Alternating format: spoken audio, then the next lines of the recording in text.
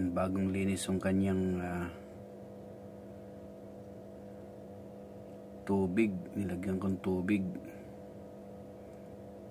Ang sigla niya ngayon. Ayan. Ang laki na ng goldfish.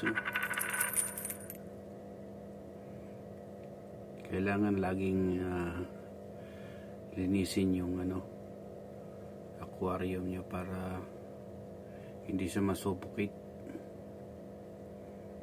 Kailangan tayo nang huhuli ng isda, kailangan mag-alaga rin ng isda. Ayun yung kanyang partner na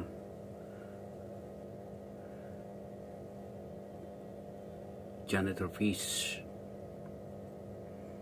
Ayan, mukhang busog yata siya. Ang daming pagkain niya sa ibabaw eh. Hindi siya kumain. Parang nabusugan pa siya.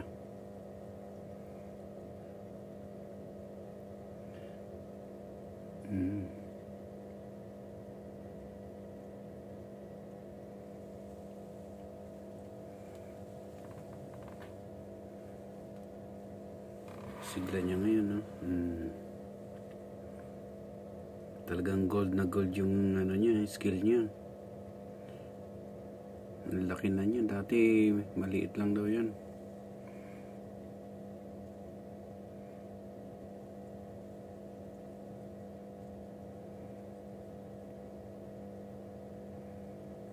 Ayan siya. Aba, nagpapasikat ka pa ha.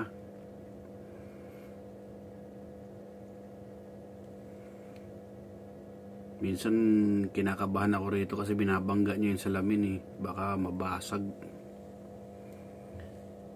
Medyo malakas na siya eh. Ayan yung mga niya sa ilalim, sinisira niya minsan yan. Pati yung kanyang ayan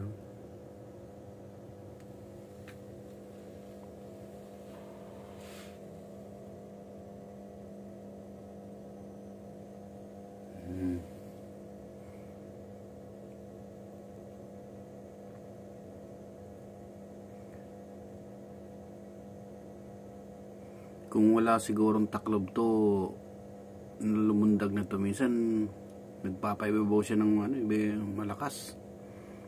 Tumatama yung niya sa taklob, sa takip niya. Ayan, may takip po kasi yan. Ayan, minsan bigla siyang ipapaibabaw. Yan na siguro ugali nitong isda na to. Ayan. Ayan, janitor fish. Yung isa tahimik lang. Ito ang Reyna. Ayun yung tagalinis niya. Minsan makikita mo yung mga kinainan nila, nilalagay niya dyan sa loob ng mga dyan.